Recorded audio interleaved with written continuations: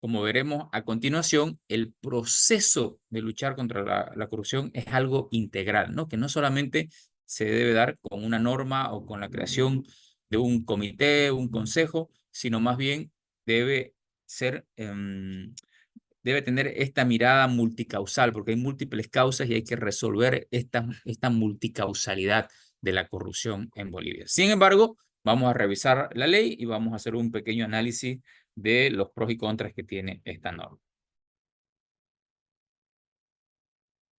En primera instancia, vamos a ver que se toma, en el contenido de la ley se desarrollan ciertas medidas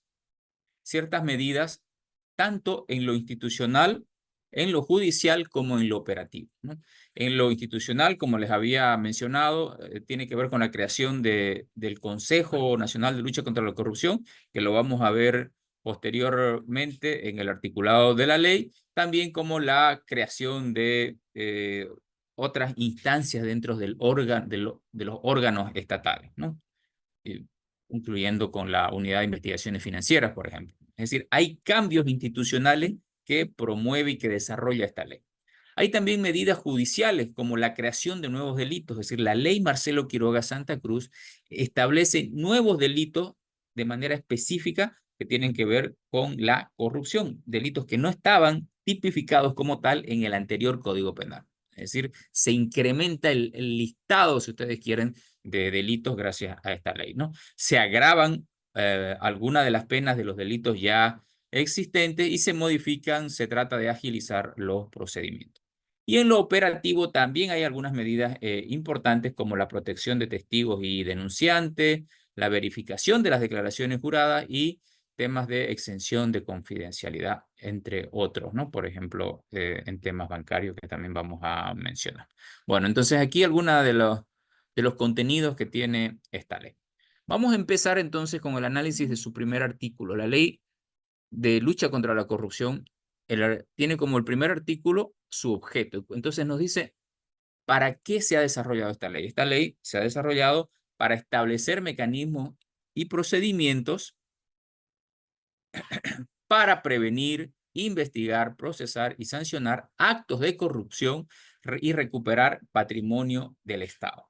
Ese es el objeto, es decir, algo concreto que en el desarrollo de la ley se debería estar logrando. Entonces, algunos de los elementos para, por ejemplo, evaluar, analizar la eficacia de esta norma debería tener que ver con la revisión de este objeto. Si estamos previniendo, si estamos investigando, estamos procesando y si estamos sancionando los actos de corrupción. La respuesta a esta pregunta nos debería decir si esta norma efectivamente está logrando su objeto, es decir, está siendo eficaz. En segundo lugar, si me ayudan con los microfonitos, por favor. Si fueran tan amables, muchas gracias. En segundo lugar, y en el artículo, como lo establece el artículo tercero de la Ley de Lucha contra la Corrupción, se encuentra la finalidad. La finalidad es de prevenir la corrupción. En este sentido, acabar con la impunidad y proteger el patrimonio del Estado. Entonces, la finalidad no se ve inmediatamente a la aplicación de la ley, sino se ve en el mediano, en el largo plazo, y es lo que aspira en el futuro esta ley. Entonces, esta ley aspira en el futuro de que se pueda prevenir la corrupción, de que se acabe con la impunidad y que se proteja el patrimonio del Estado. Sí, hay alguien que levantó la mano. Adelante, por favor.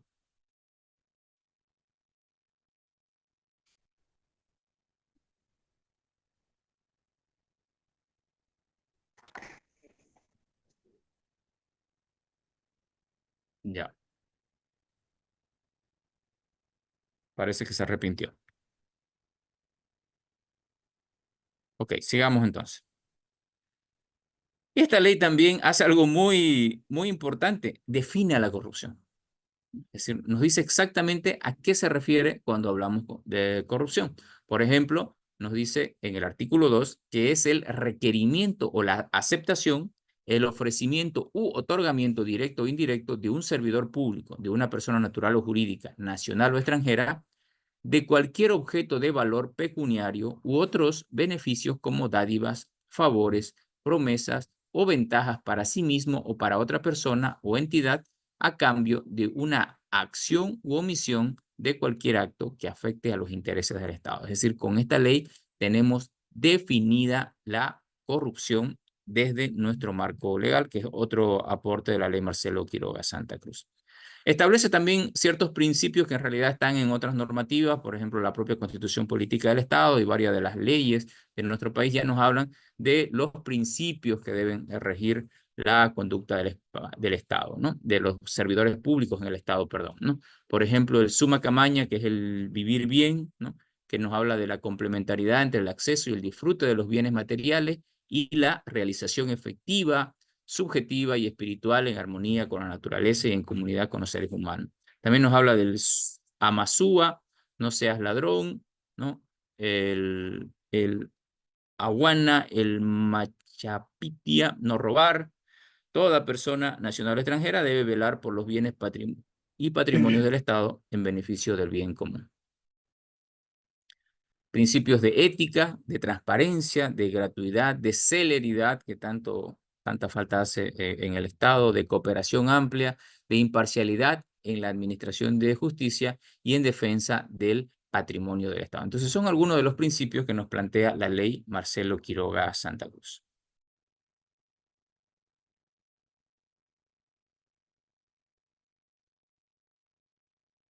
En cuanto a su ámbito de aplicación, como es de conocimiento seguramente de ustedes, se aplica básicamente a todos los servidores públicos. Así podríamos resumir su ámbito de aplicación, ¿no?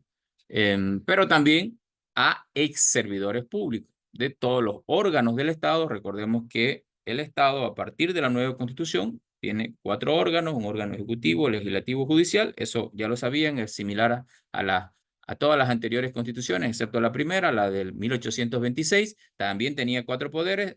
La segunda constitución hace desaparecer el cuarto poder, que era justamente el electoral, y a partir de la segunda constitución hasta la penúltima constitución boliviana, hemos tenido 3 poderes, ¿no? Ejecutivo, judicial, electoral, y en la constitución del 2009 se incorpora el cuarto órgano, ¿no? Se cambia la denominación, ya no hablamos de poderes, sino de órgano, y se incorpora este cuarto órgano, que es el electoral. Entonces, lo que nos dice es que esta ley, la ley Marcelo Quiroga Santa Cruz, se aplica básicamente a todos los servidores y ex servidores públicos de los diferentes órganos del Estado plurinacional. Por tanto, hablamos de los 4 órganos, ¿no? Sus entidades, instituciones, tanto centralizadas, descentralizadas, desconcentradas, entidades territoriales autónomas, departamentales, municipales, regionales, indígenas, Ministerio Público, Procuraduría, Defensoría General del Estado, universidades, también entidades u organizaciones en las que el Estado tenga participación patrimonial, independientemente de su naturaleza jurídica, las entidades u organizaciones, las Fuerzas Armadas, la Policía Boliviana y personas privadas, naturales o jurídicas, y todas que, no siendo servidores públicos, cometan delitos de corrupción, causando daño económico al Estado o se beneficien con sus recursos. Esta ley, entonces, de conformidad con la Constitución, no reconoce la inmunidad, fuero o privilegio alguno, como lo establece el artículo 112 de nuestra propia Constitución Política del Estado.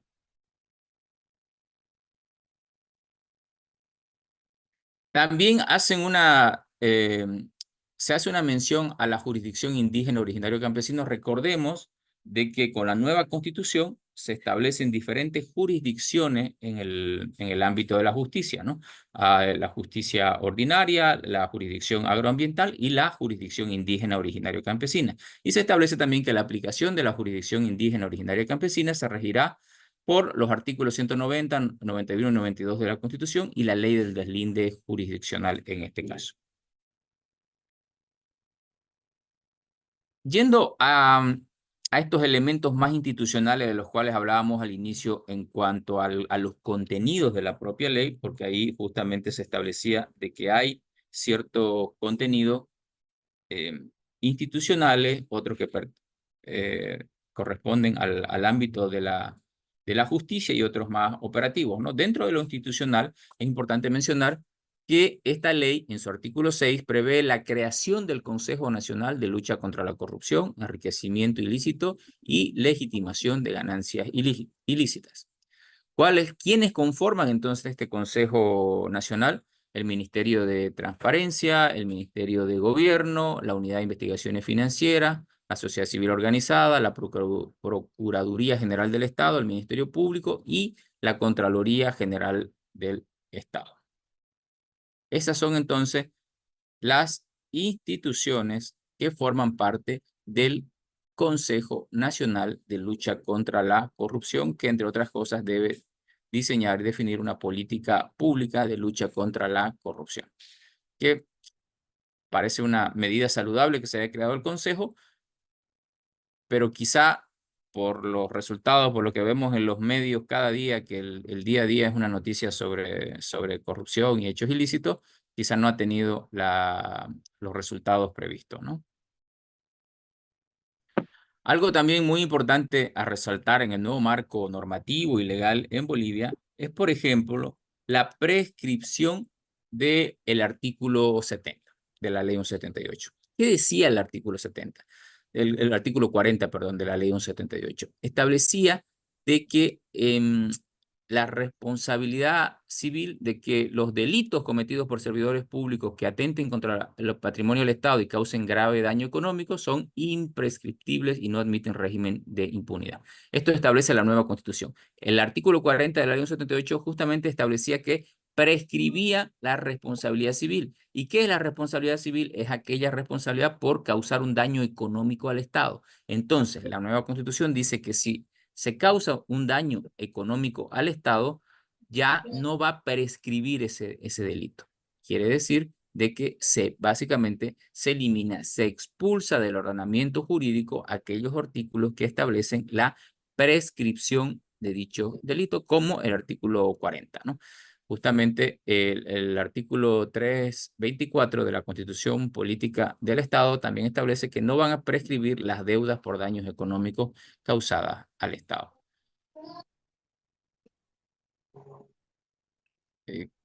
Si alguien nos ayuda, tenemos creo algunos micrófonos encendidos, por favor, si fueran tan amables, muchas gracias.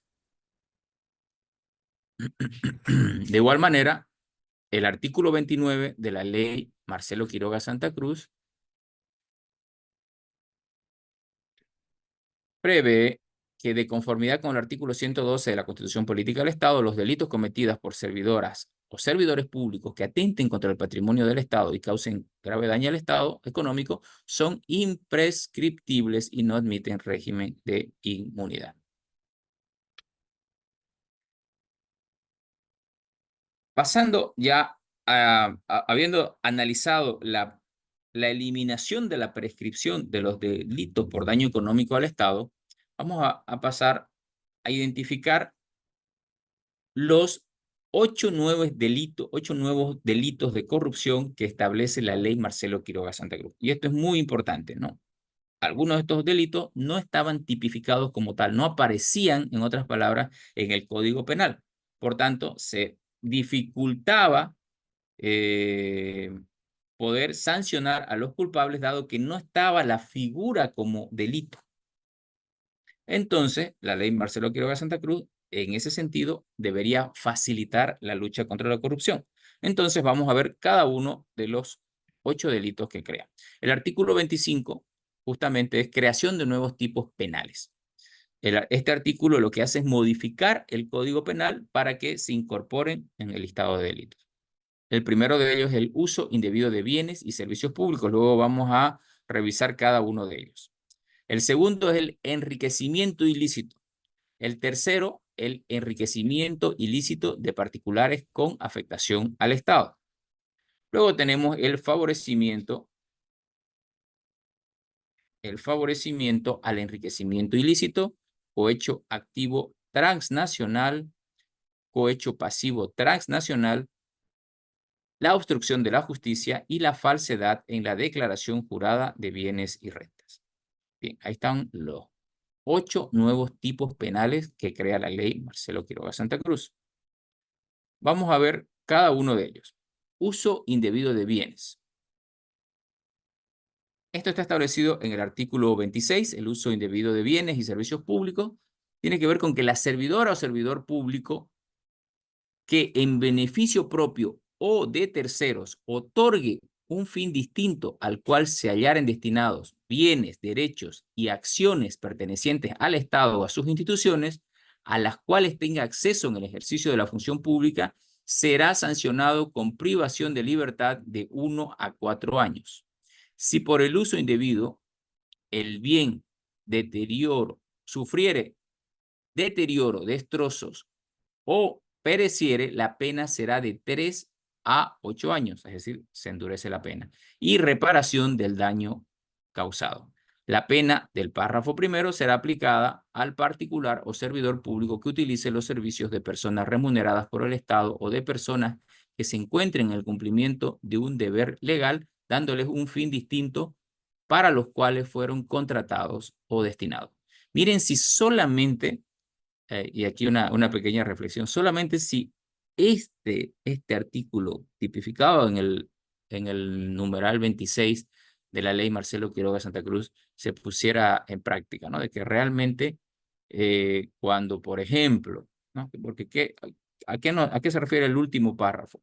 De que cuando algún servidor público sea contratado con determinadas funciones, pero la autoridad, su supervisor, lo destina a actividades particulares, como por ejemplo, desde hacer campaña política o, por ejemplo, desarrollar acciones privadas, personales para esta autoridad. ¿Se imagina la cantidad de procesados que tendríamos? ¿No? Porque es muy, muy evidente, ya se acerca nuevamente la época de elecciones, época electoral en nuestro país, donde vamos a ver que muchos de los servidores públicos seguramente van a destinar gran parte de su tiempo a la campaña política. Y la razón de ser por la cual han sido contratadas seguramente queda de lado, ¿no? Esto es muy lamentable, pero es algo que todavía sucede y estamos viendo que no está siendo muy efectiva en ese sentido la ley para que estos delitos sean sancionados, ¿no? Es decir, creo que un gran paso es la creación, la tipificación del nuevo delito, pero el segundo y tal vez más importante paso es el de que estos delitos, esta tipificación, sirva para sancionar a los culpables en este caso, ¿no? Bueno, entonces estamos viendo el primero de los 8 delitos. El segundo, enriquecimiento ilícito. Esto está establecido en el artículo 27 del estatuto, si lo tienen en el estatuto, si quieren bajárselo para ir siguiendo, y establece que la servidora pública o servidor público que hubiere incrementado desproporcionadamente su patrimonio respecto de sus ingresos legítimos y que no pueda ser justificado, será sancionado con privación de libertad de 5 a 10 años, inhabilitación para el ejercicio de la función pública y o cargos electos, multa de 200 hasta 500 días y el decomiso de los bienes obtenidos ilegalmente, ¿no? Nuevamente, algo muy importante, y si efectivamente estos delitos se llegaran a sancionar, seguramente que también tendríamos bastante procesados, ¿no? Recuerdo de que yo trabajé muchos años como indicaron cuando me presentaron, de hecho trabajé en Tarija también algún tiempo, em, pero trabajé muchos años en la cooperación holandesa y en este sentido, no, me destinaron a algunas regiones para dar apoyo técnico, ¿no? En ese momento fui a apoyar una prefectura del país, que no voy a decir cuál, prefectura todavía antes de los gobiernos departamentales constituidos formalmente. Y en este lugar, justamente, había asumido una nueva autoridad, un nuevo prefecto, y era muy conocido el hecho de que el hermano del prefecto era como el recaudador de los negocios, ¿no? ilícitos que se desarrollaban con esta prefectura, ¿no? Tanto así que fue a los días que yo llegué, o sea, la fiesta del pueblo, por decir, era porque este señor, el hermano del prefecto, había organizado la fiesta de su primer millón, ¿no? Es decir, acababa de entrar en funciones de gobierno su hermano y él estaba organizando la fiesta de su primer millón, ¿no? Es decir, ni siquiera cuidaban las apariencias, ¿no? Porque así la bautizaron como la fiesta de su primer millón. Y me imagino que ni siquiera era de bolivianos, ¿no? Su primer millón de dólares probablemente. Entonces, El enriquecimiento ilícito, el hecho de que no había una tipificación clara al respecto, pero que también hay en nuestro país todavía, y probablemente persiste esto, una cultura de tolerancia, ¿no?, hacia la corrupción, determinaban y siguen determinando de que los niveles de corrupción son muy, pero muy altos todavía en nuestro país, ¿no? Podemos hablar de una procesos de corrupción prácticamente institucionalizados en el Estado, ¿no? Es prácticamente normal, lamentablemente, el sector público de que de la gran parte de los procesos de contratación ya se entiende, gran parte de los proveedores entienden de que hay un porcentaje eh, a, a pagar a las autoridades, ¿no? O sea, esto que desde los ojos de cualquiera está completamente mal, en algún momento en la historia de este país se normalizó, ¿no? Se volvió invisible a los ojos de las personas y sobre todo, y lo que es más preocupante, que no se volvió algo raro, sino más bien se normalizó, ¿no? Y quisiera, claro, decir eso es culpa con nombre y apellido, ¿no? Por ejemplo, poder culpar a algún partido político, pero lamentablemente eso ni siquiera podemos hacer esa afirmación. Ojalá que fuera solo algún partido político, porque sería fácil cambiar al partido político, sino que está presente en los diferentes colores que existen en el país. También podría ser fácil decir, ¿no?, que determinado nivel de gobierno, por ejemplo, el que maneja más presupuesto es el que está desarrollando, pero también encontramos estos actos de corrupción como estas tipificaciones que estamos mencionando ahora en los diferentes niveles de gobierno, departamentales, municipales, incluso en las autonomías indígenas que están naciendo en nuestro país, ¿no? Entonces, eh, vamos a explicar los diferentes delitos que crea la ley Marcelo Quiroga Santa Cruz, pero como lo mencionaba al inicio, lo más importante, creo yo, va a ser de que estos empiecen a ser útiles para sancionar, pero también de que se empiece a generar un cambio no solamente en la normativa, ¿no?, sino un cambio en la institucionalidad y en la cultura, ¿no? La cultura del rechazo, ¿no?, del cierre de puerta a este tipo de acciones, ¿no? Les voy a mencionar algunos ejemplos buenos y malos a medida que pase la presentación. Bueno, entonces este es el segundo de 8. El tercero tiene que ver con el enriquecimiento ilícito de particulares con afectación al Estado. En el artículo 28 de la ley Marcelo Quiroga Santa Cruz se habla del enriquecimiento ilícito de particulares con afectación al Estado, que establece que la persona natural que mediante actividad privada hubiera incrementado desproporcionadamente su patrimonio respecto de sus ingresos legítimos, afectando el patrimonio del Estado, no logrando desvirtuar tal situación, será sancionada con la privación de libertad de 3 a 8 años, multa de 100 a 300 días y el decomiso de los bienes obtenidos ilegalmente. Incurrirán en el mismo delito y la misma pena los representantes o representantes legales de las personas jurídicas que mediante actividad privada hubieran incrementado el patrimonio de la persona jurídica, afectando el patrimonio del Estado y que no pueda demostrar que provienen de una actividad lícita. Adicionalmente, la persona jurídica restituirá al Estado los bienes que le hubieran sido afectados, además de los obtenidos como producto del delito, y será sancionada con una multa del 25% de su patrimonio. Entonces, este es el tercero de 8 delitos. Veamos entonces el cuarto delito, favorecimiento al enriquecimiento ilícito. El artículo 29 del Estatuto de la Ley Marcelo Quiroga Santa Cruz establece que el que con la finalidad de ocultar, disimular o legitimar el incremento patrimonial previsto en los artículos precedentes facilitara su nombre o participar en actividades económicas, financieras y comerciales, será sancionado con privación de libertad de 3 a 8 años, inhabilitación para el ejercicio de la función pública y o cargos electos y una multa de 50 a 500 días. Entonces, también el de favorecer al enriquecimiento ilícito se convierte en uno de los 8 delitos tipificados por la ley Marcelo Quiroga Santa Cruz. Cohecho activo transnacional. El quinto de los 8 delitos de la ley 04, establecido en el artículo 30, plantea que el que prometiere, ofreciere u otorgare en forma directa o indirecta a un funcionario público extranjero o de una organización internacional pública beneficios como dádivas, favores o ventajas que redunden en su propio provecho o el que de o en el de otra persona o entidad con el fin de que dicho funcionario actúe o se abstenga de actuar en el ejercicio de sus funciones para obtener o mantener un beneficio indebido en relación con la realización de actividades comerciales internacionales, será sancionado con privación de libertad de 5 a 10 años y multa de 100 a 500 días.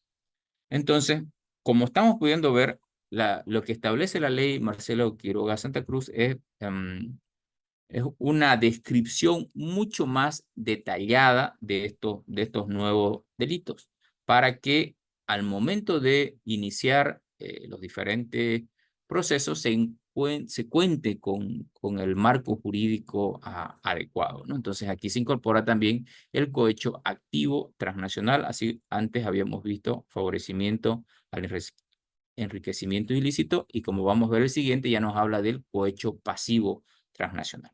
¿A qué se refiere entonces el cohecho pasivo?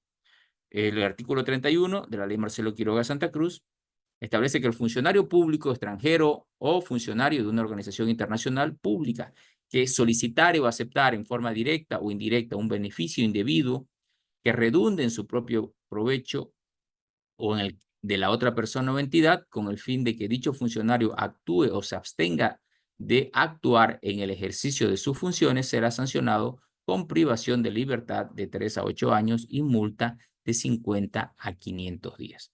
Estamos viendo ya 6 de los 8 delitos. Obstrucción a la justicia. Este es algo lamentablemente muy común en nuestro país. Creo que los anteriores también, lamentablemente.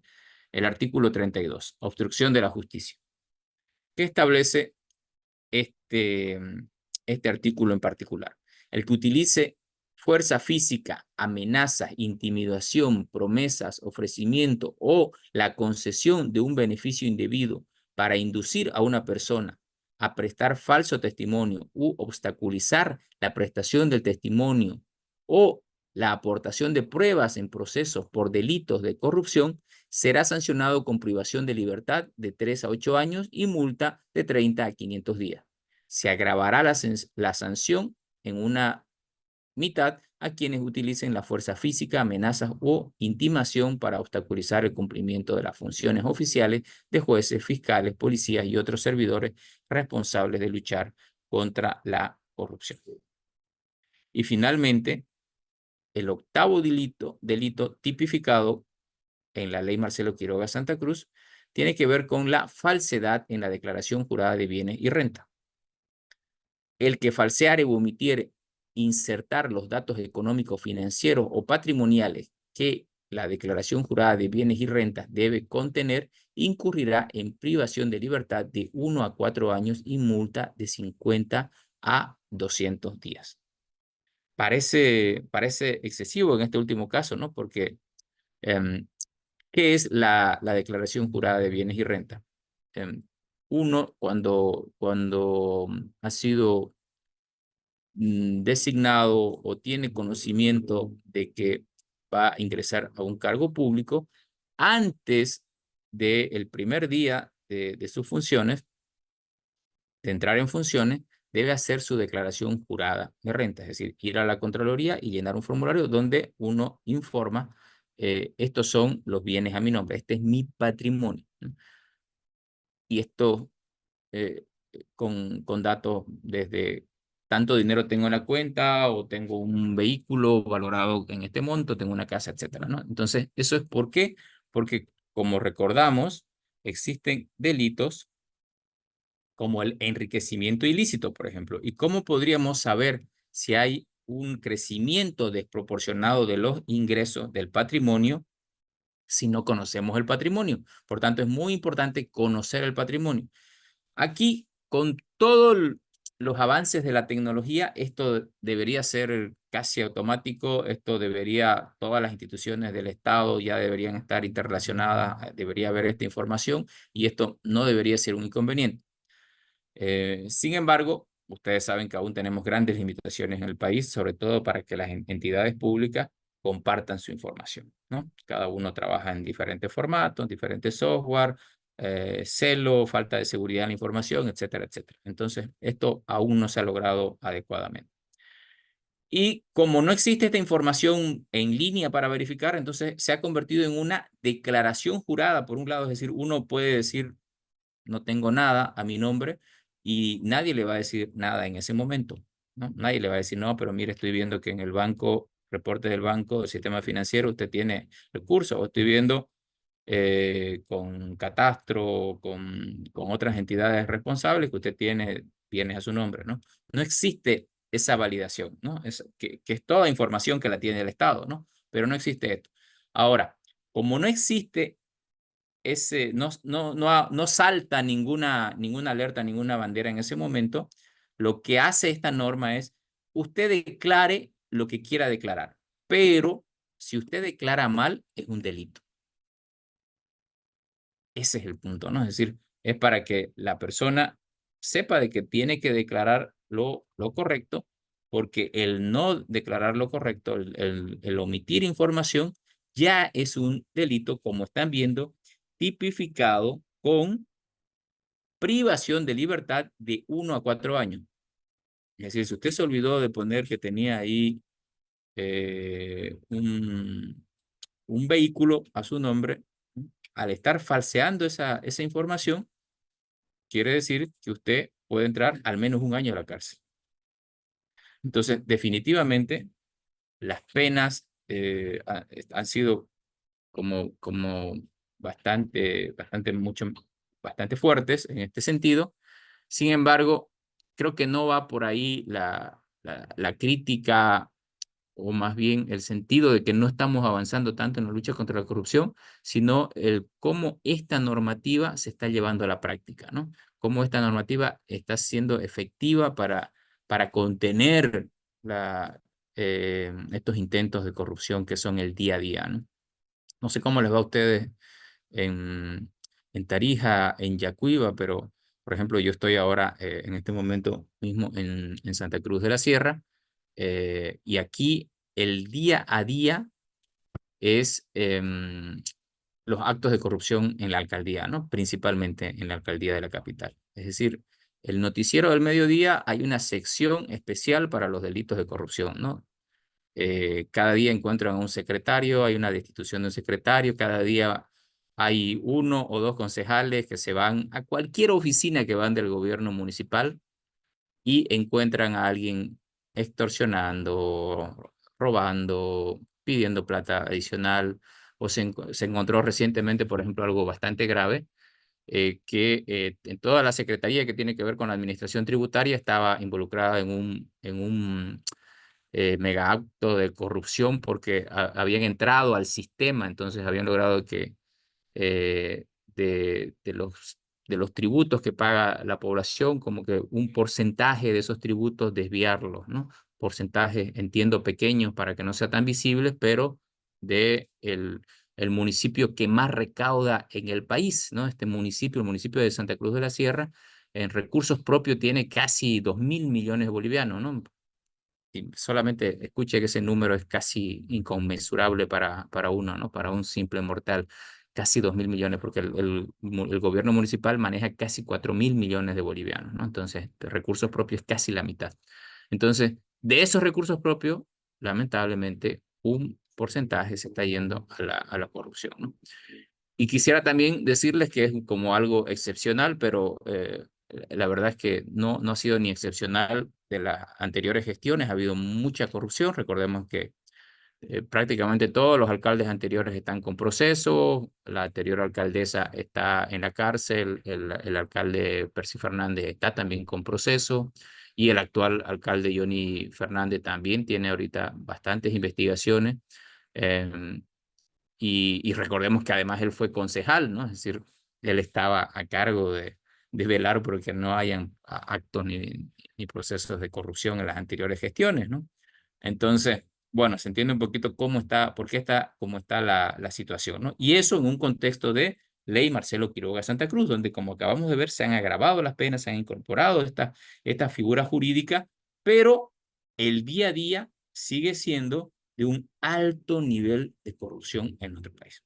A ese es el punto al que quería llegar, ¿no? Creo que la norma no es mala y creo que en general el espíritu es bueno. Creo que es buena la incorporación de estas nuevas tipologías jurídicas de delitos. Bueno, el agravamiento de las sanciones, pero no está funcionando, ¿no? Ese pero es el que preocupa. Bueno, vamos a mostrar una parte más de la ley y quiero comentarles también algunas anécdotas sobre estos procesos de lucha contra la corrupción en nuestro país. En la pantalla les hablaba yo de que algo que hace la ley Marcelo Quiroga Santa Cruz es incrementar, ¿no?, las penas, ¿no? Por ejemplo, el Código Penal establecía que el peculado, en el artículo 142, tenía una sanción con privación de libertad de 3 a 8 años, mientras que la ley Marcelo Quiroga Santa Cruz establece una sanción de privación de libertad de 5 a 10 años. Hay un agravamiento importante de la pena. Malversación. En el artículo 144 del Código Penal se establecía una sanción de privación de libertad de 1 mes a 1 año por malversación, mientras que la ley Marcelo Quiroga Santa Cruz establece una privación de libertad de 3 a 8 años. Como ven, el incremento en la pena es bastante importante en este caso, ¿no? Cohecho pasivo propio. El artículo 145 establece como sanción, el artículo 145 del Código Penal, como sanción la privación de libertad de 2 a 6 años, mientras que la ley Marcelo Quiroga Santa Cruz establece una sanción en cuanto a la privación de libertad de 3 a 8 años. En la misma línea, comparando el Código Penal y la ley Marcelo Quiroga Santa Cruz, podemos decir que en el Código Penal las resoluciones contrarias a la Constitución y las leyes establecidas en el artículo 153 tenían una sanción de privación de libertad de 1 mes a 2 años. Si no me equivoco, es de 1 mes a 2 años. Y en la ley Marcelo Quiroga Santa Cruz la sanción es de 5 a 10 años. De igual manera, el incumplimiento de deberes previsto en el artículo 154 prevé una sanción de privación de libertad de 1 mes a 1 año, mientras que en la ley Marcelo Quiroga Santa Cruz se establece una sanción de privación de libertad de 1 a 4 años. Nombramientos ilegales. Una sanción con una multa de 30 a 100 días, mientras que en la ley Marcelo Quiroga Santa Cruz se prevé una privación de libertad de 1 a 4 años. Entonces, hemos visto nuevos delitos en el ámbito de la corrupción, se han creado nuevas figuras jurídicas, nuevos delitos específicamente que se han incorporado al Código Penal, es decir, han sido tipificados como delitos, nuevas figuras vinculadas a la corrupción. En figuras existentes, en delitos de corrupción ya existentes, como los que acabamos de ver, se ha agravado la pena, ¿no? Se ha muchas veces hasta duplicado o triplicado las penas en estos casos, ¿no? Ahí me va a gustar también escucharlas a ustedes. ¿Por qué creen de que a pesar de este incremento de cantidad de delitos, incremento de cantidad de años de privación de libertad, no pareciera de que esto esté teniendo resultados, ¿no? Tengo un par de láminas más y un par de anécdotas más que quiero compartir con ustedes, pero aquí quería aprovechar antes de ver esta parte más conclusiva, de consultar cuál es el parecer de ustedes. ¿Ustedes creen que ¿Ha sido suficiente la ley Marcelo Quiroga Santa Cruz? ¿Creen que con esto ya hemos solucionado el tema de la lucha contra la corrupción? ¿Cuál es su percepción ustedes? Ustedes entiendo que la mayoría están en el Chaco, o por ahí me equivoco, me corrigen. ¿Cómo estamos en la zona? Voy a quitar un rato la pantalla compartida para escucharlos y verlos. Si pueden prender sus camaritas, también se los agradecería cuando hagan. ¿Cómo va la lucha contra la corrupción en la zona en la que están ustedes? No necesariamente tienen que decir nombre, ¿no? De autoridades. ¿Alguien que quiera comentar, por favor? Preguntar, tal vez, sobre lo que hemos visto hasta acá.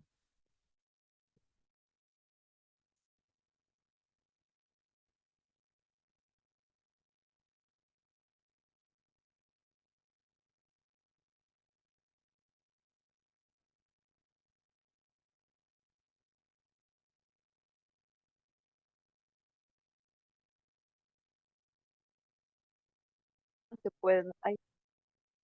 Buenas noches, ¿Cómo Licen. está, Reina? Buenas noches. Licen, pero ni con esa ley se elimina la corrupción, ¿no? En Bolivia, habiendo tantas leyes, ¿no? No se cumplen. Te hace impresión, ¿no, Reina? Que no están funcionando las leyes, o ¿qué consideran ustedes que no está funcionando? ¿Usted dónde está, en Yacuiba? Sí, en Yacuiba. ¿Cómo va por allá con las autoridades públicas? Aquí no, aquí son los más corruptos. Licen, yo Es tengo una una pena, ¿no? Porque pregunta. no se sabe. Por favor, adelante. Claro que sí. Digamos, ¿qué pasa cuando el servidor público sale así, por decir, lleno en sus bolsillos de fortuna, pero no hay ninguna prueba que lo acuse, digamos, que hubo un enriquecimiento ilícito? ¿Cómo le hacen el seguimiento en ese caso? A ver, ¿qué es lo que sucede al incorporarse el enriquecimiento ilícito como una figura, al ser tipificado como delito, ¿no? Que al ser tipificado como delito, pues tiene que haber justamente una investigación y tiene que recabarse esa información. Se activan los mecanismos del Estado, del órgano judicial, del Ministerio Público, para recabar esa información. Entonces se puede incluso recurrir a a la unidad de investigaciones financieras, se puede solicitar información a las entidades financieras para demostrarle que, por ejemplo, ha habido un movimiento inusitado de recursos, o en las cuentas existen mayores recursos. Pero, claro, o sea, una frase lamentablemente muy conocida en el ámbito del sector público, específicamente más en el ámbito de la lucha contra la corrupción, es que la corrupción no da factura, ¿no? Entonces, seguramente las personas que están incurriendo en estos delitos toman los debidos cuidados como para, si están teniendo ingresos, obviamente ingresos adicionales, pues no lo van a poner en una cuenta bancaria, ¿no? O si se van a comprar, no sé si han visto los últimos actos de corrupción que se han encontrado incluso en varias autoridades de nivel central, ¿no? Incluso algunos exministros, etcétera. ¿Qué es lo que habían hecho, no? Había un ministro que tenía cerca de 50 propiedades, pero que no estaban a su nombre, sino estaban de todas de personas cercanas de su confianza, ¿no? Todos sus familiares tenían tres, cuatro, hasta más inmuebles, ¿no? Eso era justamente precautelando que ante una investigación no salte, como usted decía, ¿no? No le pueden encontrar nada. Entonces, sí se dan los modos, pero también yo creo que ahora el Estado está fortalecido en cuanto a instrumentos y herramientas para poder investigar, ¿no?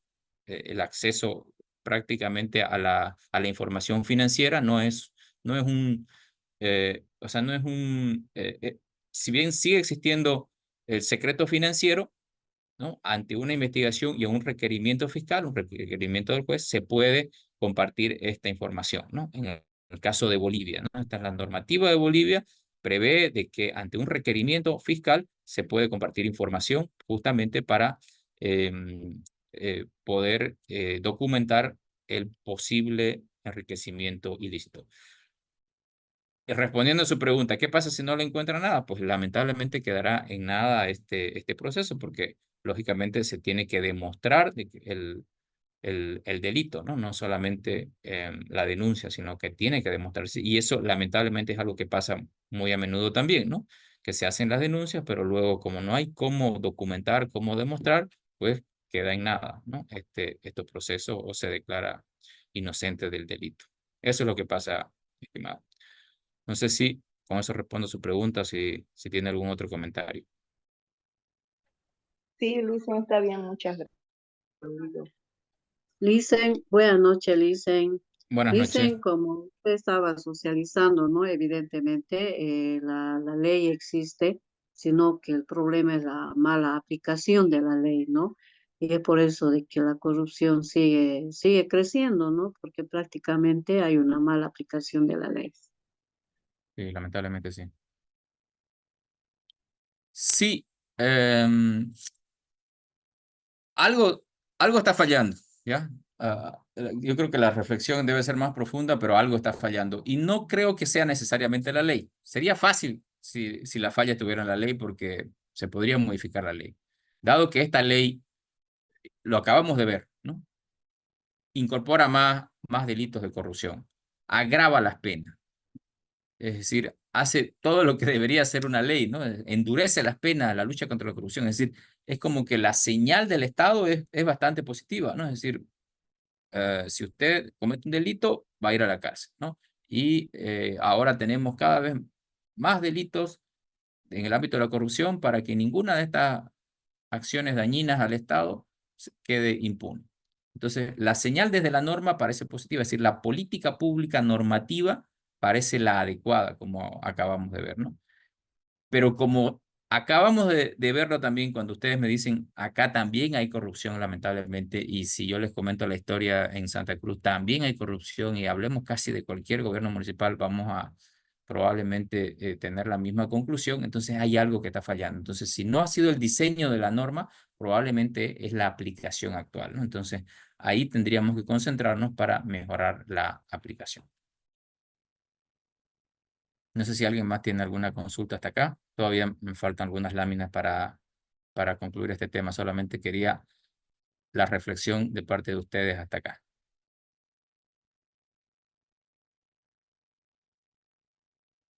Ok, Dicen también, seguimos. yo creo que Sí, somos los mismos servidores públicos, digamos.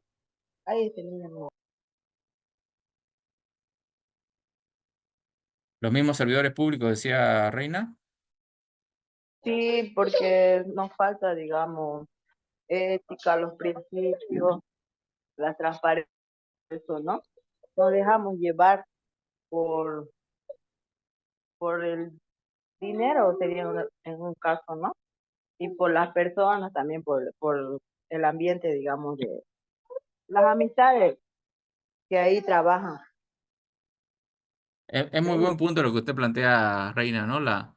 ¿Qué lleva a un funcionario público, un servidor público a cometer un acto de corrupción? ¿Qué motiva? ¿No? ¿O qué facilita, es nuestro caso? Ahí quería comentarle antes de poner las conclusiones, quería comentarle la primera eh, de las anécdotas que tengo sobre este proceso, ¿no? Yo estuve trabajando varios años en la cooperación alemana, trabajaba en un programa que era justamente sobre gestión pública y uno de los objetivos era transparentar la gestión pública, luchar contra la corrupción, ¿no?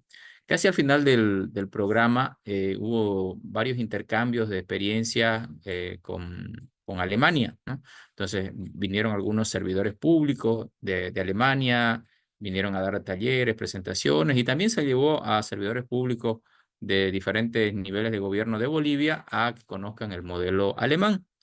Como ustedes saben, Alemania ahorita es una potencia mundial y además pasó de ser un país completamente destruido, literalmente destruido, ¿no? Después de la Segunda Guerra Mundial, físicamente destruido eh, en la Segunda Guerra, justamente en la Segunda Guerra Mundial, a ser ahora un país potencia, ¿no? En lo económico, pero también en lo institucional, ¿no? Tiene un Estado muy fuerte, una institucionalidad del Estado muy fuerte, un Estado además que brinda muchos servicios, ¿no? O sea, en Alemania la salud, la educación, son prácticamente gratuitas, ¿no? En un país del primer mundo y un país con un modelo de Estado, de una economía liberal, pero que también brinda servicios públicos de altísima calidad y prácticamente gratuitos a sus ciudadanos. Entonces, ha logrado conjuncionar muchos elementos que no se logran en otros países, ¿no? Es decir, por ejemplo, el principal exponente de la economía liberal probablemente es Estados Unidos, pero Estados Unidos es un lugar donde usted no tiene ni salud ni educación gratuita, ¿no? Mientras que varios países en Europa, ¿no? Que a pesar de tener una economía abierta, una economía de mercado, también conjuncionan con la prestación de servicios públicos de calidad y gratuitos. Entonces, Alemania es un ejemplo muy interesante que ha conjuncionado estos dos mundos, ¿no? Estos dos mundos que están discutiendo en si es uno u otro modelo, pero países como Alemania y otros en Europa eh, logran tener economías abiertas, competir en los mercados del mundo, pero también dar una buena calidad de vida a su población, ¿no? Que parece la fórmula por la que habría que ir, ¿no? Es decir, no seguir peleando entre uno u otro modelo, sino más bien ver cómo sacamos lo mejor de los diferentes modelos de organización del Estado. Entonces, ese modelo de Estado alemán, además, es institucionalmente muy fuerte, ¿no? Existen bajísimos niveles de corrupción y es un Estado que funciona además de manera muy, pero muy eficiente, ¿no? Por eso es que eh, se llevó a servidores públicos para que conozcan cómo funciona ese modelo, ¿no?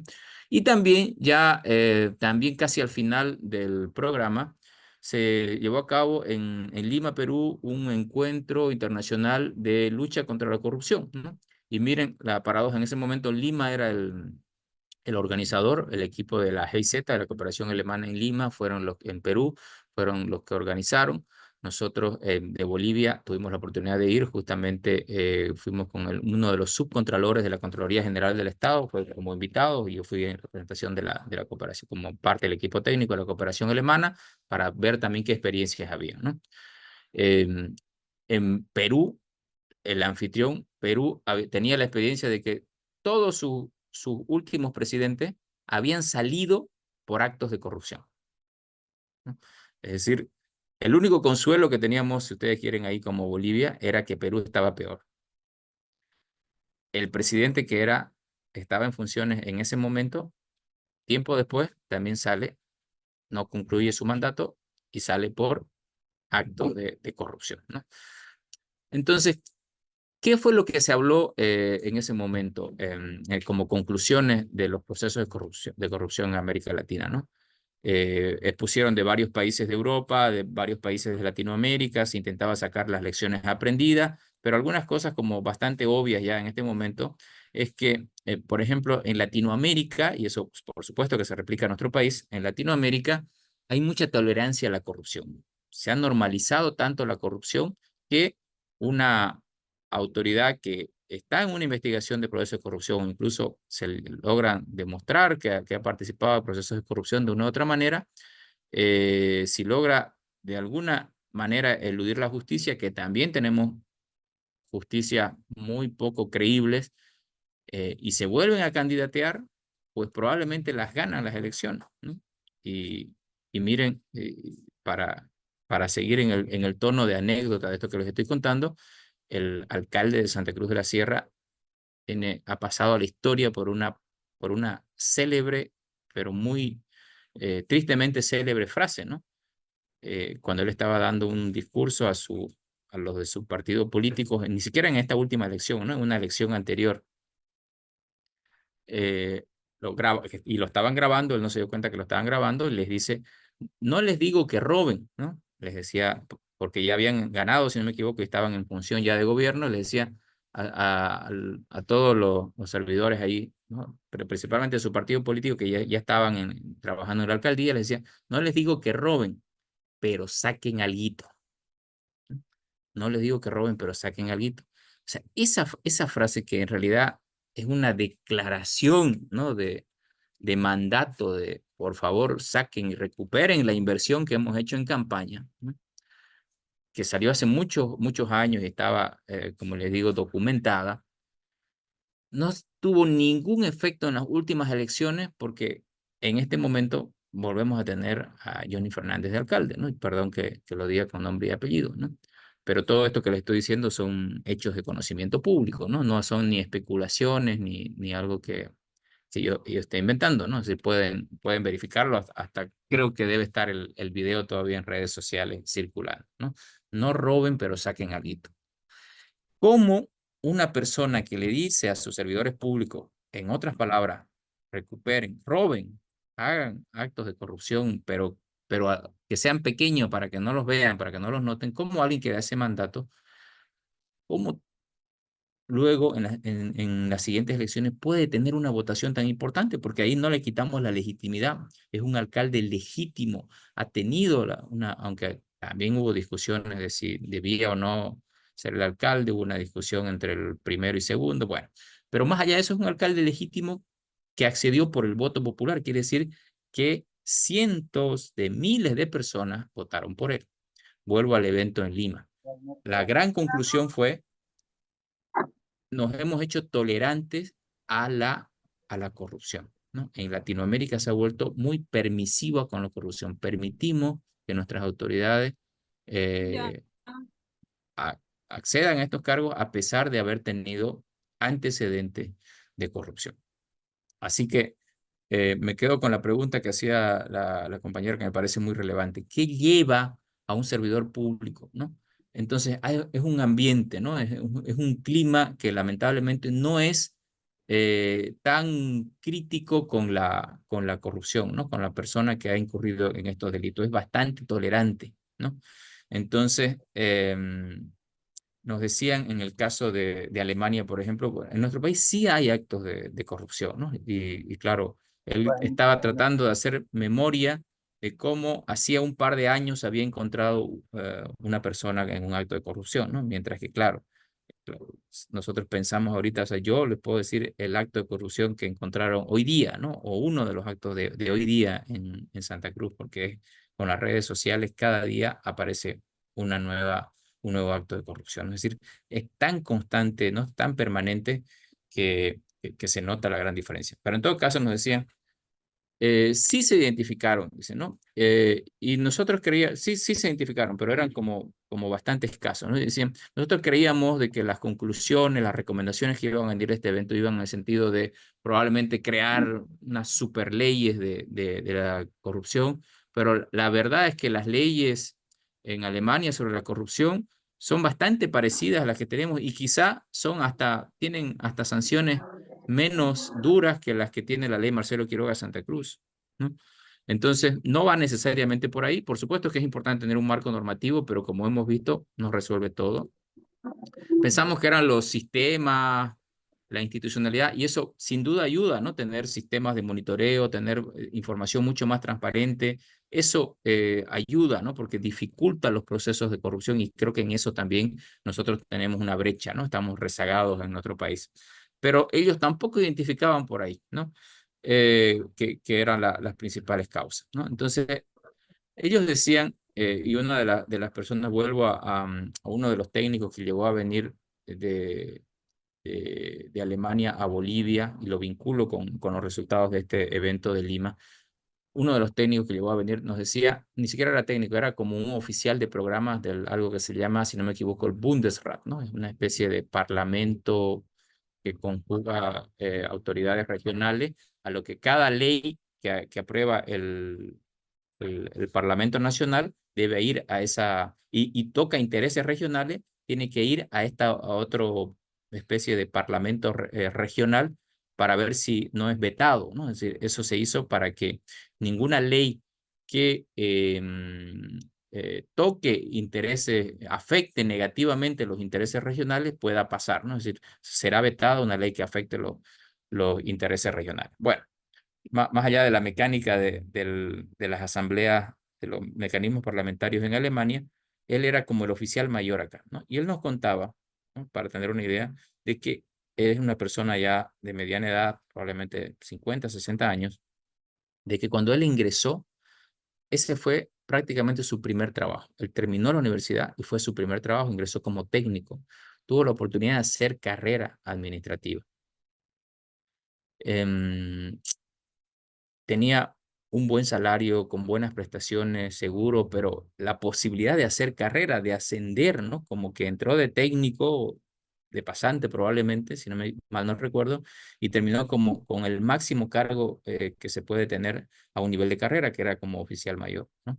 Entonces, él nos decía, claro, un servidor público en Alemania tiene mucho que perder, ¿no? Y ahí vuelvo a las palabras de Reina, ¿no? O sea, dice, no, lo que pasa es que nos dejamos influenciarnos. Claro, y además yo añadiría, tiene mucho que perder un servidor público alemán, pero con las condiciones que tenemos en Bolivia, y luego vamos a ver en la segunda exposición que voy a hacer ahora es la del Estatuto del Funcionario Público, vamos a hablar de la carrera administrativa, y tiene tan poco que perder porque frente a una sociedad que no es crítica con la corrupción. Roben, pero saquen alguito y luego lo vuelven alcalde, ¿no?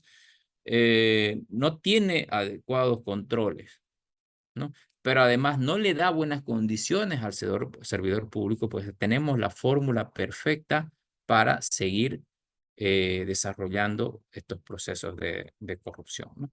Y no estoy diciendo que esto es justificación, de ninguna manera. Yo creo que ninguna de estos son elementos que justifiquen, sino más bien que quería responder a Reina con esta argumentación larga, em, intentando entender los motivos, las motivaciones o el contexto que facilita o que promueve los altos niveles de corrupción en nuestro país y diferenciándolos de otros países que han superado la corrupción.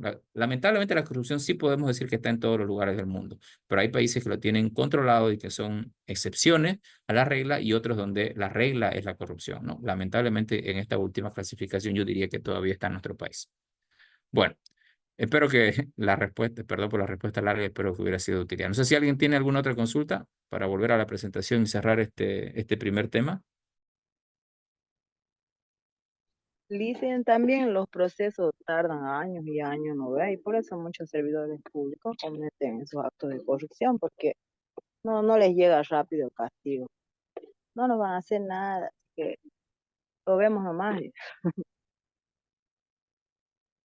Sí, sí, yo creo que también tiene mucha razón, ¿no? La burocracia, es decir, definitivamente la burocracia, hay estudios, bastantes estudios al respecto de que a mayor burocracia hay en un país, también hay mayores niveles de corrupción, ¿no? Es decir, disminuir la burocracia es también disminuir la corrupción, hacer más ágiles los procesos, los procedimientos, digitalizar el mundo del gobierno abierto, el gobierno digital, es también lucha contra la corrupción. Pero también ya sabemos de que en muchas instituciones públicas se frena esa lucha que apunta a la digitalización y a la simplificación. ¿Por qué? Porque no quieren cambiar, ¿no? Quieren que siga siendo burocrático porque eso genera beneficios adicionales pues para las personas que se enriquecen de la corrupción. Entonces, hay varias luchas que se están dando en paralelo, ¿no?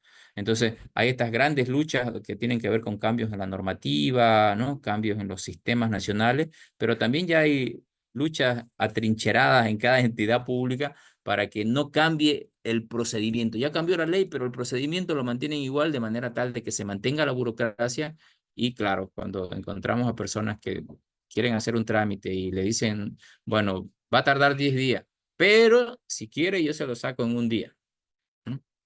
Y bueno, ahí aparecen otros niveles de corrupción, finalmente corrupción, ¿no? Pero otros niveles de corrupción. Bueno, gracias por los comentarios, muy pertinentes. Voy a volver a compartir y cerramos esta primera presentación de la ley Marcelo Quiroga Santa Cruz.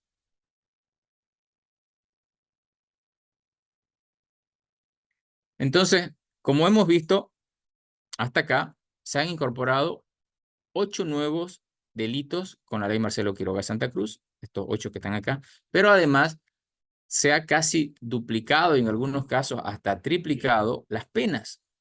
Y lamentablemente eso no pareciera estar funcionando. Entonces, algunas conclusiones para promover la transparencia institucional, vamos a comentarla. Por ejemplo, uno, adoptar políticas claras sobre acceso y publicación de información.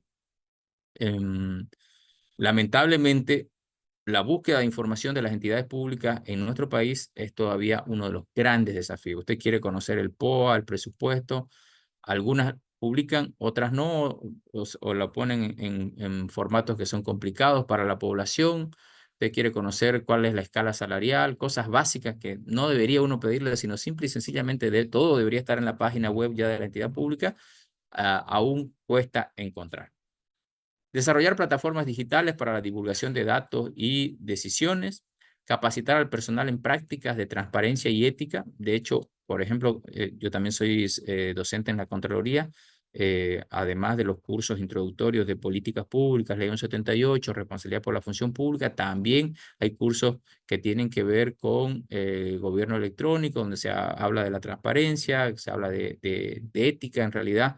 Pero claro, no basta, no es suficiente un curso, ¿no? Es un modelo, es cambiar la manera de pensar, ¿no? Es un tema cultural, creo, ¿no? Más que una sola capacitación.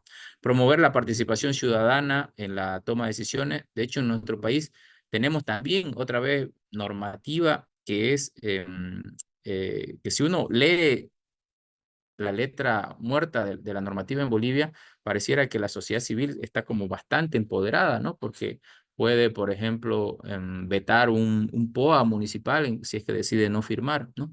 Pero como ya sabemos a estas alturas, se han dado los modos para cooptar muchas veces, ¿no? A los espacios de sociedad civil para que sean funcionales a las autoridades y remitir la información sin que necesariamente se haya socializado adecuadamente a la sociedad civil, ¿no?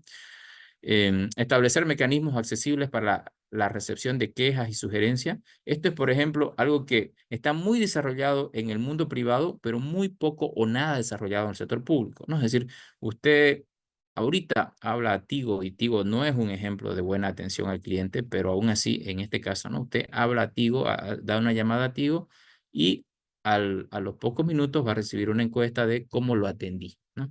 ¿Tiene alguna duda, alguna queja, alguna sugerencia de mejora? Entonces, eso nos muestra de que al menos hay una preocupación de escuchar al, a, en el caso de Tigo, al cliente, en el caso de un gobierno municipal, al contribuyente, al ciudadano, ¿no? Que no lo tiene el sector público, ¿no? No hay queja, no hay buzón de quejas, no hay un instrumento para, es decir, hacer un reclamo es difícil. ¿Qué le dicen, no? Ah, haga una carta que sabemos que nadie va a leer y nadie va a gestionar, ¿no? Pero no hay mecanismos automáticos, ágiles y fáciles para hacer reclamos, para hacer sugerencias de mejora en general del sector público. Ahí tenemos una enorme beta de trabajo, ¿no? Mejorar estos mecanismos y sobre todo utilizarlos, ¿no? Que haya una instancia en las entidades públicas que revise esta información y que busque cambiar algo en la entidad escuchando a la gente, ¿no? Escuchando las quejas. Y finalmente, implementar procesos de revisión y mejora continua de la transparencia, ¿no? Se ha creado con una serie de normativas también donde se crean las leyes de lucha contra unidades de transparencia, lucha contra la corrupción. Volviendo al tema de control social, se tienen también instancias, mecanismos de control social en cada municipio. Desde las herramientas del Estado tenemos los propios, por ejemplo, a nivel municipal tenemos los consejos municipales, a nivel departamental tenemos las asambleas legislativas departamentales, además de elaborar leyes, ¿qué hacen? Fiscalizan. Entonces, si uno se pone a pensar en los diferentes mecanismos que tenemos en teoría, ¿no? O entre comillas, de lucha contra la corrupción, este país no debería perderse ni la punta de un lápiz, porque si tenés Asamblea Legislativa Departamental, Asamblea Legislativa Plurinacional, tu Consejo Municipal, tenés las unidades de transparencia y lucha contra la corrupción, tenés tus unidades de auditoría interna, tenés el control social, ¿no? Desde la sociedad civil. ¿Cómo es posible que siga pasando todo esto, ¿no? Entonces, yo creo que tenemos que seguir repensando la gestión pública, tenemos que seguir repensando la transparencia, tenemos que seguir repensando los mecanismos para que la lucha contra la corrupción se vuelva efectiva, ¿no? Y aquí les planteo ya para cerrar la segunda anécdota, no sé si ustedes la conocían, probablemente han escuchado. Yo les hablé hace un momento de uno de los mayores actos de corrupción que se encontró en Santa Cruz, que fue el que encontraron que perforaron el sistema informático con el cual se hacía el cobro de impuestos y a través de esa perforación, pues han minado millones que todavía ni siquiera está cuantificado, ¿no? Entonces, eso ha saltado porque los concejales hicieron aparentemente una buena fiscalización, pero ni siquiera hasta ahorita está cuantificado realmente cuánto es el tamaño del robo. Pero ese probablemente no es el peor, desde mi punto de vista, el peor acto de corrupción en los últimos años en Santa Cruz. Para mí hay uno peor, ¿ya? Y ustedes me van a responder cómo lo solucionaron, ¿ya? O cómo se dio a conocer, o sea, porque seguro que han escuchado o han visto algo en redes sociales. En medio de la pandemia, ¿ya?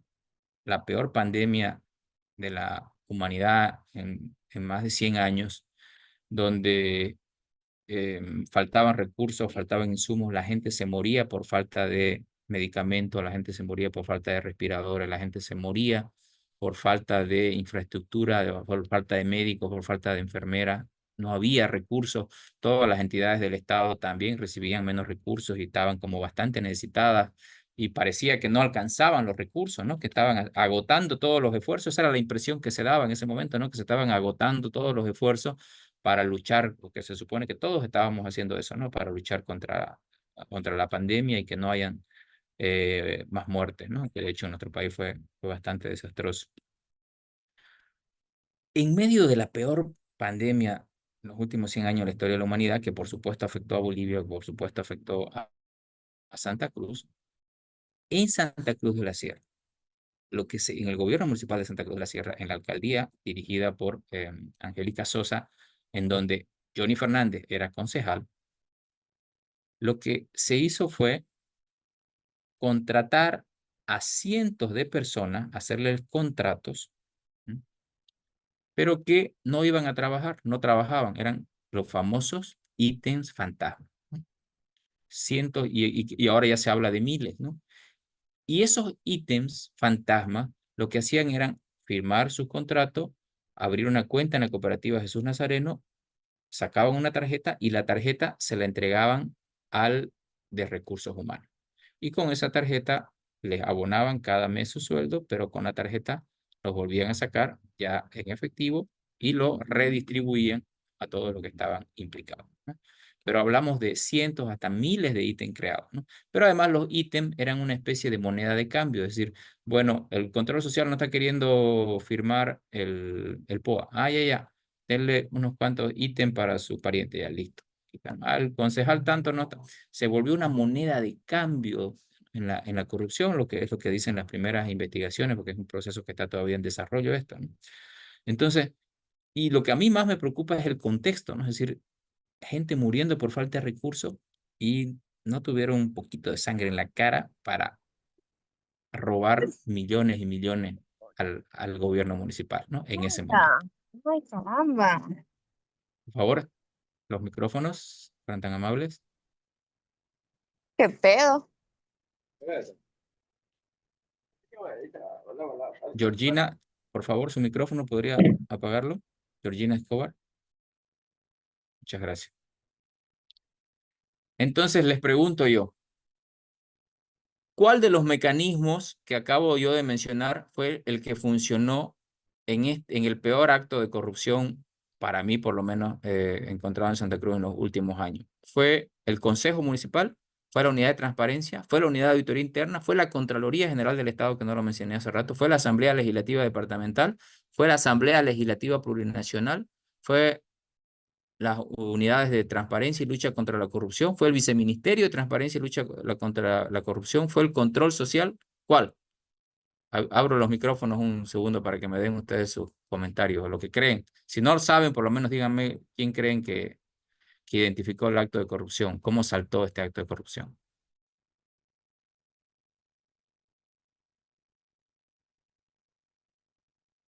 Georgina, que estaba hace rato con el micrófono encendido. ¿Quién cree usted, Georgina Escobar, que ha sido la persona en la institución que desató este acto de corrupción enorme? Georgina, ¿está? Si no sabe, puede decir lo que piensa simplemente. ¿Quién cree que?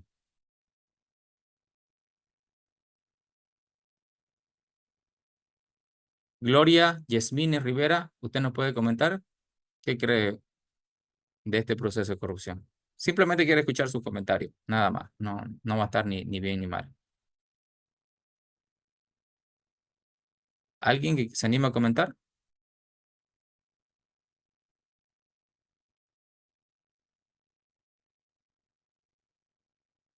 Brisa, a ver, vamos a seguir intentando. Alguno tiene que responder. Brisa Diana González.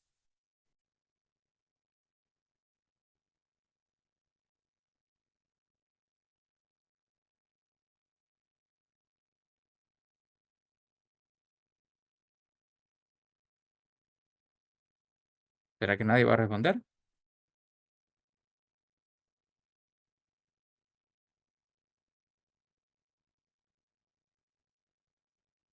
A ver, Reina, parece que es la única que está en clase usted. Los demás parece que han entrado y han dejado el Zoom abierto.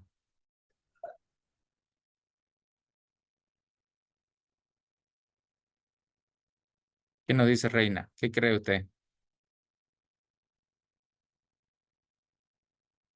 ¿Podrías repetir la pregunta, por favor, Lice? En este proceso de corrupción en Santa Cruz de los ítems fantasmas, ¿cuál considera usted que fue la instancia que hizo la denuncia o que identificó este acto de corrupción de los ítems fantasmas, de que contrataban ítems, pero no eran servidores públicos contratados para trabajar, sino que solamente eran para robarse la plata? No iban a trabajar, básicamente. Ah, el concejal Mamen Sabet. Se ha hecho famoso Mamén, ¿no? Pero no era, en ese momento no era, Mamén no era concejal. El concejal era, para que vean lo mal que estábamos, era Johnny, era Johnny Fernández. ¿Alguien más que quiera comentar?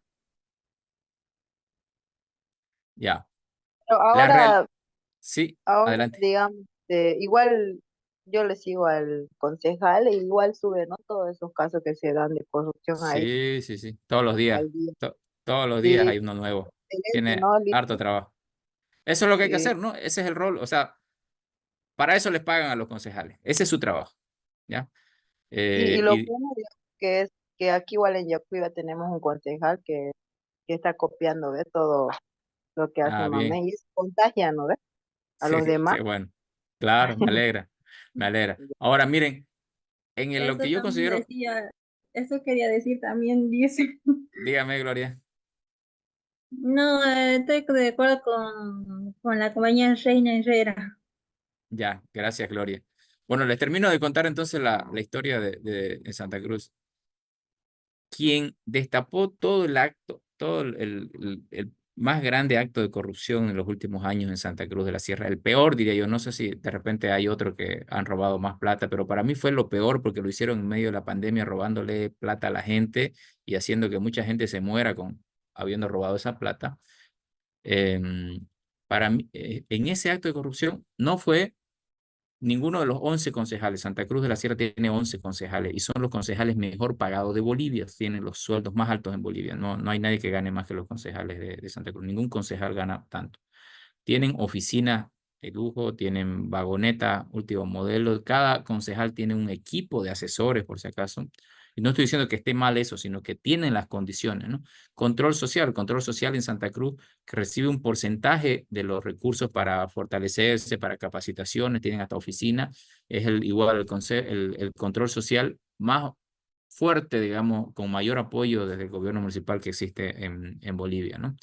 Tampoco fue ni el Consejo Municipal ni el Control Social. No fue la unidad de transparencia. No fue la unidad de auditoría interna, que es la que debió haber identificado esto. No fue la unidad de recursos humanos la que destapó esto. No fue la Asamblea Legislativa Departamental. No fue la Asamblea Legislativa Provincial. No fue la Contraloría General del Estado, ¿no?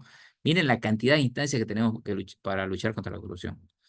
Fue, y después de una segunda denuncia, porque en la primera no le hicieron caso, fue la ex esposa del director de recursos humanos de la alcaldía de Santa Cruz, que se peleó con su marido, que se separó porque no le querían dar los bienes, la casa, y entonces salió a denunciarlo públicamente, porque cuando fue a hacer la denuncia al Ministerio Público, no le aceptaron primero la denuncia, así que lo hizo públicamente. A partir de ahí saltó y ahí sí ya entró el consejo, entró todo el mundo entró, ¿no? Pero después de una denuncia pública, ¿no? Entonces, nos da muchas lecciones, nos dice muchas cosas, ¿no? Esto, además de ser una anécdota en sí misma, ¿no? Imagínense con tantas leyes tantos mecanismos para luchar contra la corrupción y ninguna funcionó. El único mecanismo que ahí funcionó fue, ¿no?, la ex esposa peleada con el director de recursos humanos. Eso fue lo más efectivo para luchar contra la corrupción. No sé si estaban al tanto de esto, no sé si alguien quiere comentar qué les parece esta anécdota 100% real, lamentablemente, ¿no? Elías, que estaba con el micrófono encendido hace rato, ¿quiere comentar algo? Perdón, 800 o más de 800 ítems, dicen. Sí, sí, sí, por ahí. Creo que habían encontrado ya después más de, 800, sí, que eran sí, más. son 800, dicen. Estaba distribuido entre cívicos y otras personas, creo. Sí, era una moneda de cambio, ¿no? Sí, Era una forma de ganar apoyo, no solo de recaudar plata, sino de ganar apoyo, ¿no? ¿Qué les pareció? ¿Ya sabían, habían escuchado esto, que había sido la ex esposa del director de recursos humanos la que finalmente destapó todo?